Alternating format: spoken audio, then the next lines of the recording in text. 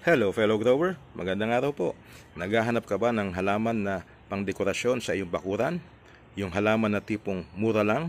Well, subukan mo itong golden candle plant. Mura lang itong nabibili sa mga plant nurseries. Below 100 pesos makakabili ka na ng isa niyan at namumulaklak na siya.